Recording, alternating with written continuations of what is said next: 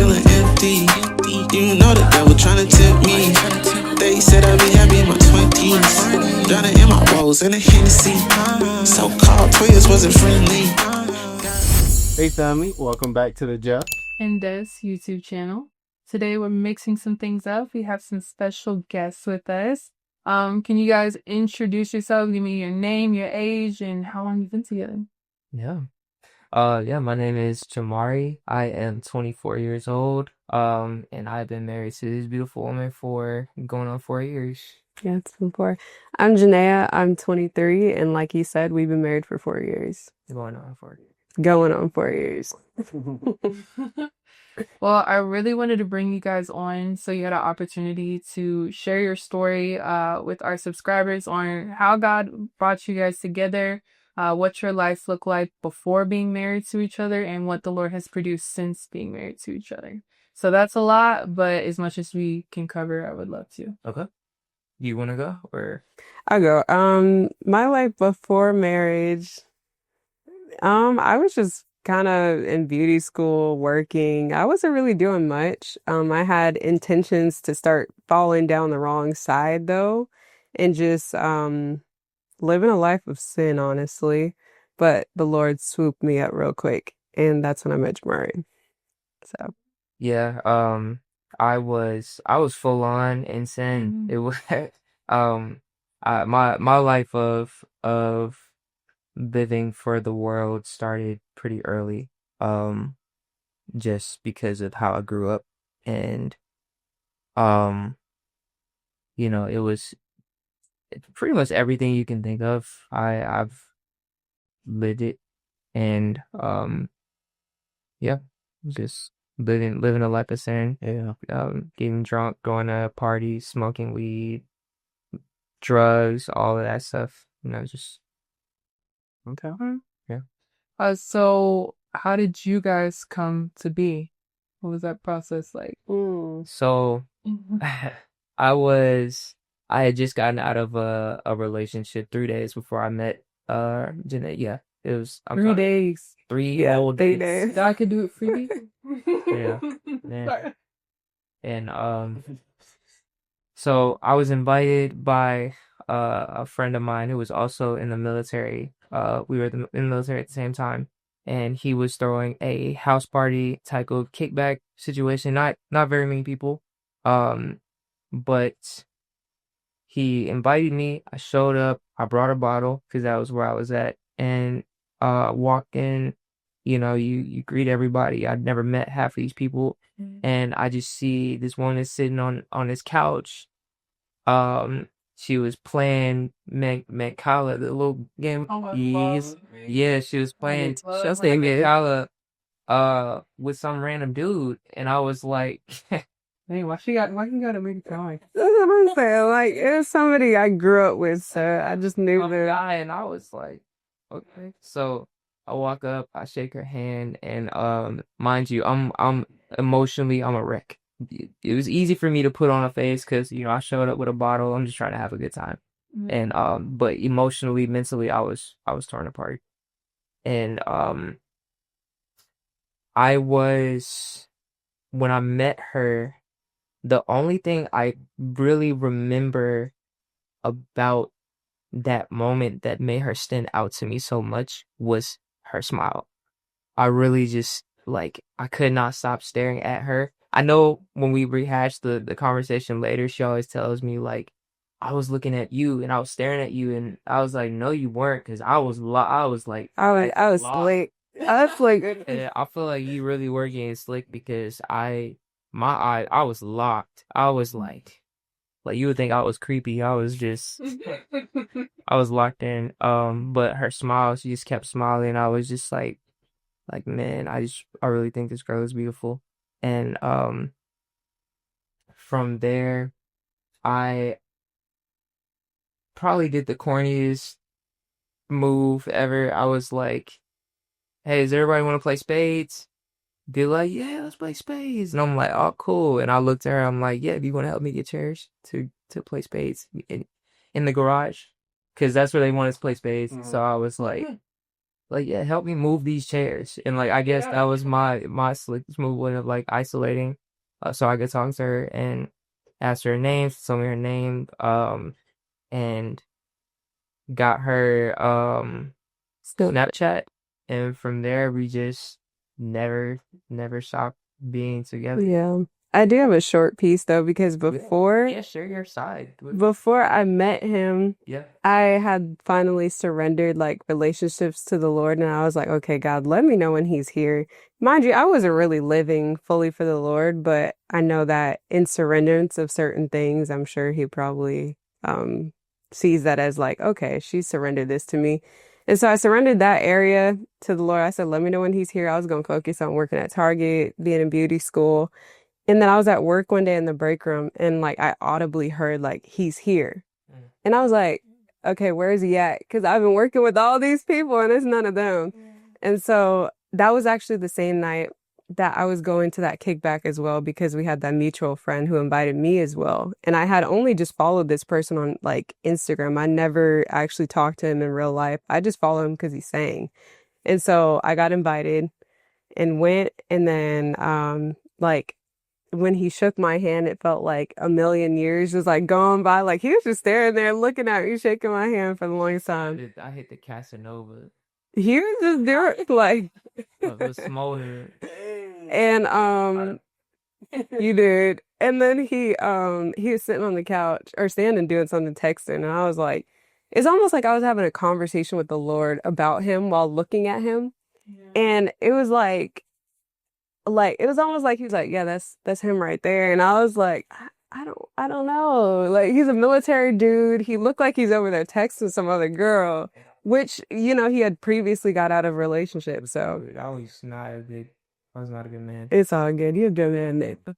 So it's like fast forward through all of that. It's almost like the Lord like highlighted him and showed me like, okay, that's him right there. And yeah, that's how we met. Okay. Yeah. We need to work on how we tell our story.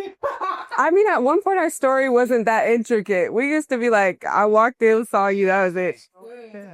Okay, so how did we get from there to getting married at the age that you guys got married?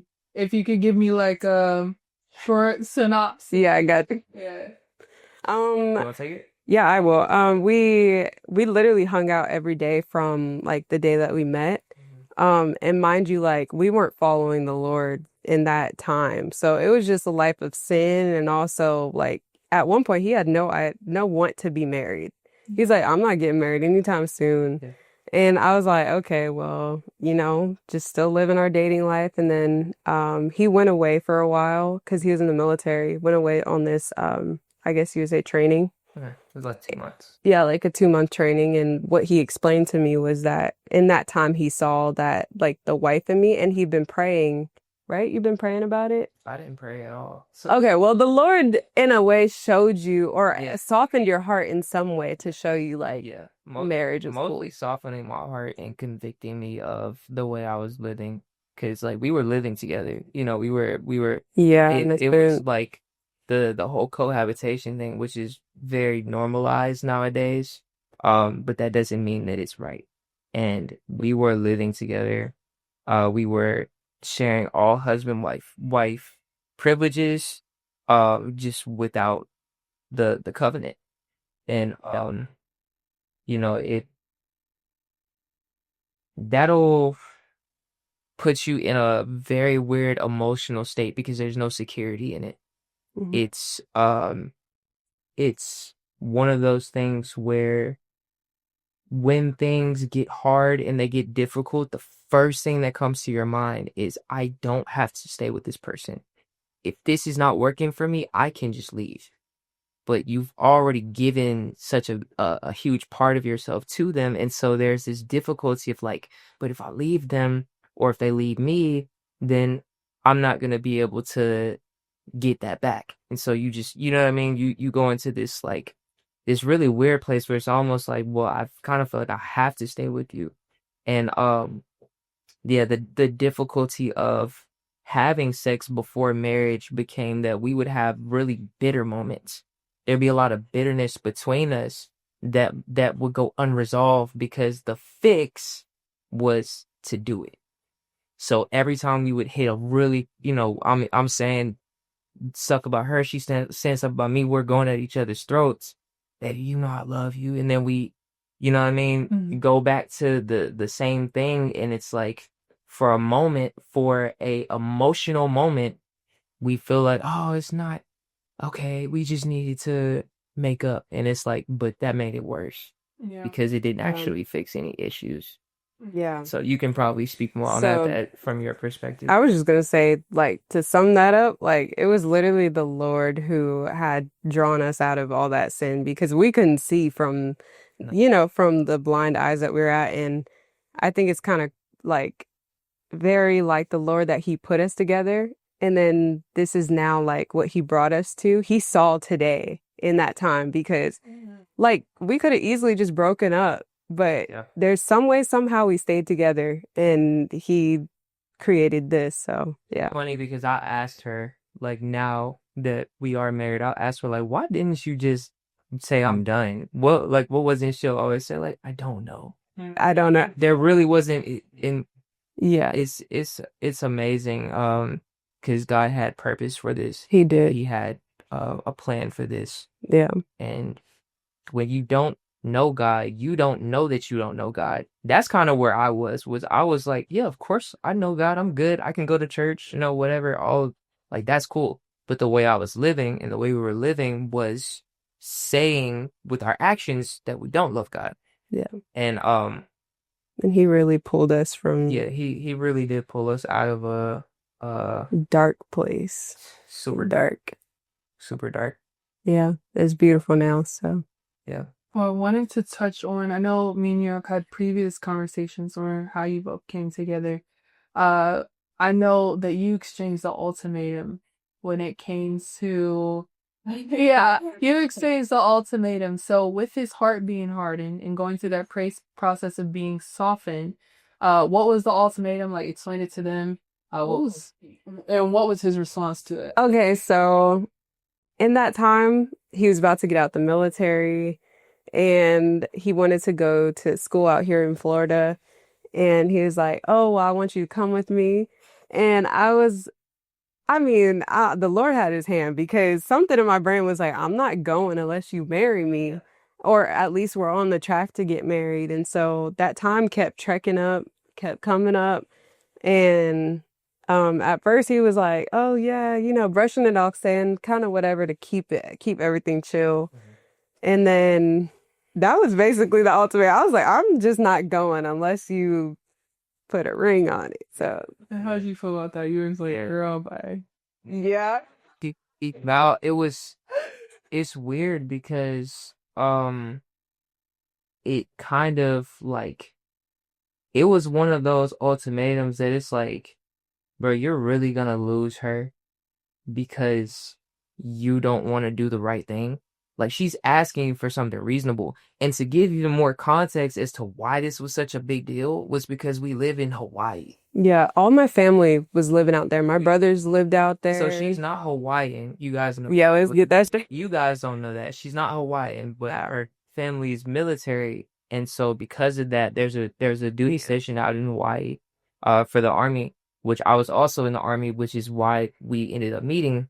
Because her family is live Army. out there. Yeah. And so when I was asking her to move, it wasn't just like, hey, move with me from Georgia to Florida, or move with me from like New York to New Hampshire. I don't know. It was like, move with me across this whole body of water Oh, it's fair. and an entire landmass to the other side of that landmass to live with me when I'm married. Uproot my whole life. Like, I went to elementary all the way to graduated, beauty school, everything out there. Like, my life was out there, and to just leave that all and just be like, okay, like, I'm gonna go with you. Like, When you first got there, right?